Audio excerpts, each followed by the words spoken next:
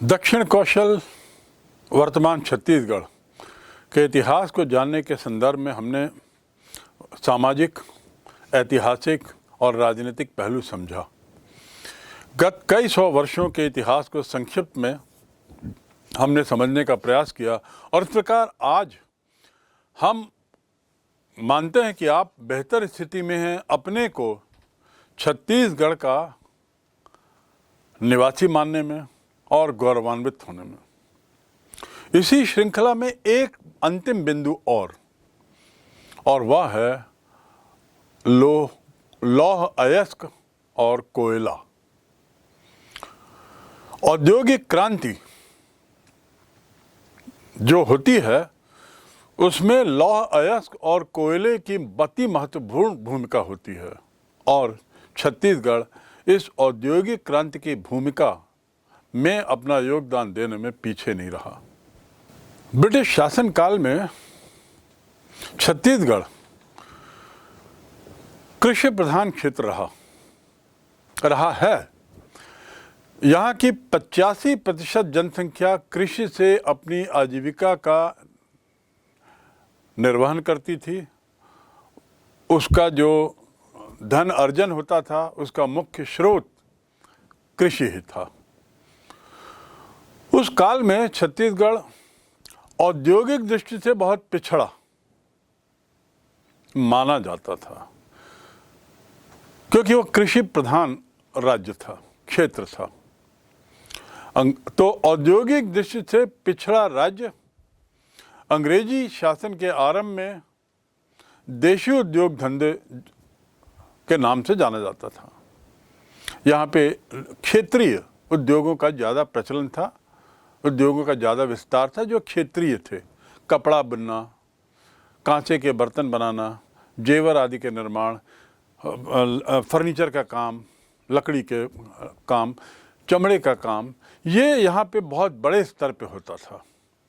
कृषि के अलावा अंग्रेजी शासन जब आता है तो जो उनके शासन का एक मूल उद्देश्य था कि हर क्षेत्र की जो मार्केट इकोनॉमी है, बाजारू व्यवस्था इस देश की, इस राज्य की, उसको तहस नहस करना और ऐसा करते हुए अपना उल्लू सीधा करना। उसी मकसद से अंग्रेज़ों ने देशी उद्योगों को नष्ट कर दिया। यहाँ 1 दर्जन से ज़्यादा खनिज भंडार थे, जैसे कोयला, लौह अयस्क और डोलोमाइट, बॉक्साइट, कोरंडम, क्वार्ट्ज, जाइट, फायर क्ले, टिन, अयस्क, ये सब का विपुल भंडार मौजूद था और आज भी मौजूद है। बहुत से खेत छत्तीसगढ़ के आज भारत में लौह अयस्क और कोयला के लिए जाने जाते हैं। इन उच्च क्वालिटी के खनिजों के कारण ही भिलाई स्टील प्लांट, कोरबा का थर्मोपावर प्लांट और बेलाडीला ये विकसित हुआ। आज ये विशालकाय उद्योग जो छत्तीसगढ़ में स्थापित हुए उसके पीछे कारण यही है कि छत्तीसगढ़ की भूमि के गर्त में इतनी बड़ी बड़ी विशालकाय खदानें हैं और इतनी बहुमूल्य खदानें हैं जो औद्योगिक क्रांति के लिए कारण बनती हैं। ब्रिटिश काल में छत्तीसगढ़ के भूगर्भ में इन खनिजों का उत्खनन प्रारंभ होता है। तो एक ओर जहां कृषि प्रधान राज्य, कृषि पर निर्भरता, देशी उद्योग की बहुलता, वहीं दूसरी ओर उसी काल में अंग्रेज़ों के द्वारा उत्खनन का प्रारंभ। 18वीं सदी आते आते इंग्लैंड में औद्योगिक क्रांति होती है, इंडस्ट्रियल रिवॉल्यूशन होता है और इस औद्योगिक क्रांति और भारत के उपनिवेश बनने की कहानी में एक जोड़ है। औद्योगिक क्रांति होती है तो उन उद्योगों के लिए रॉ मटेरियल की ज़रूरत इंग्लैंड को पड़ती है, चाहे वो कोयला हो, चाहे लोहा हो, कपास हो और अन्य चीज़ें हों। और साथ ही साथ बने हुए माल को बेचने के लिए भी उनको मार्केट चाहिए होता है, बाजार चाहिए होता है। बाजार से अर्थ जनसंख्या चाहिए होती है। तो इसीलिए औद्योगिक क्रांति के साथ साथ उपनिवेश सामने आते हैं, और इसीलिए औद्योगिक क्रांति का होना और उपनिवेशों की स्थापना का समय एक ही होता है।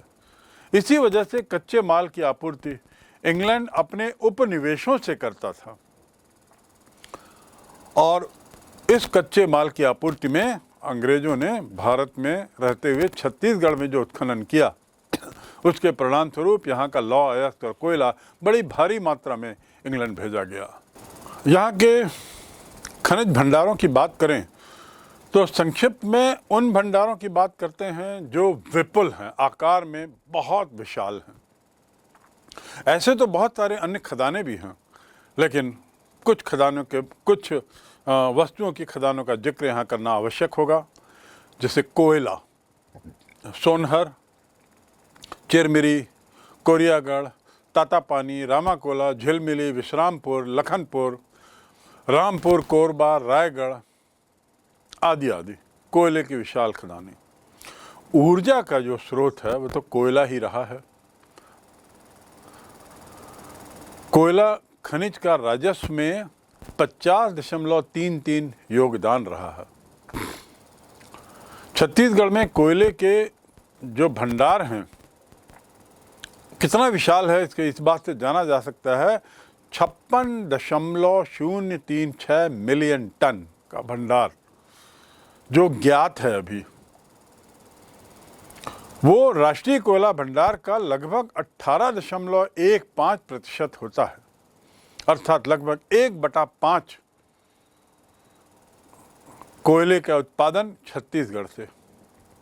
देश के 1/5 हिस्सा कोयला छत्तीसगढ़ से जाता है, इतना विशाल भंडार है।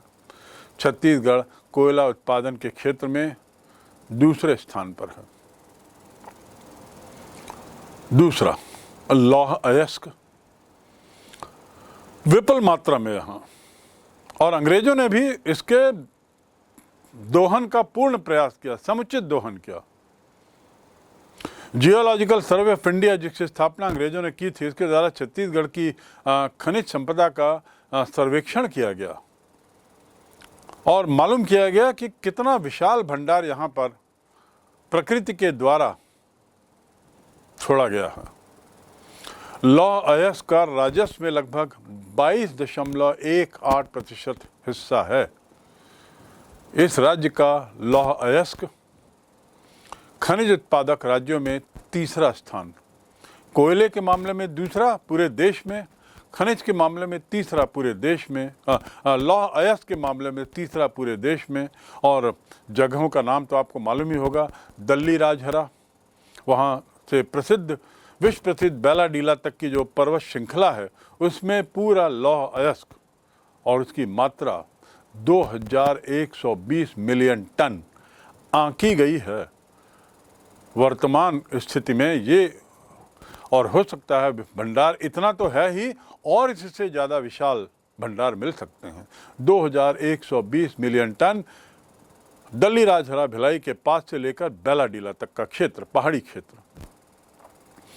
इसका जो उत्पादन है मूल रूप से दंतेवाड़ा, दुर्ग, कांकेर और राजनांदगांव जिला। दंतेवाड़ा में जो बैलाडीला खान है वहीं से भिलाई इस्पात संयंत्र को लोहा जाता है। दल्ली राजहरा की खानों से उसे लोहा मिलता है। कम मात्रा में लौह अयस्क का उत्पादन तुलनात्मक दृष्टि से कम मात्रा में राजनांदगांव और कांकेर में है। इस प्रकार हम देखते हैं छत्तीसगढ़ का संक्षिप्त इतिहास कितना गौरवशाली है, और इस बात में कोई दो मत नहीं कि दक्षिण कौशल से जो इतिहास शुरू हुआ और वर्तमान छत्तीसगढ़ तक का, छत्तीसगढ़ के पास वो सब चीज़ें हैं, वो सब चीज़ें थीं। इसकी जो विरासत है इतनी धनी रही है कि हमें इस पे गर्व करना चाहिए। और उसके अलावा इतना सब इतनी बढ़िया विरासत के साथ ही शांति और सामाजिकता का छत्तीसगढ़ एक श्रेष्ठ उदाहरण रहा है। विश्वास है कि यह अध्याय आपको अच्छी तरह समझ में आया होगा।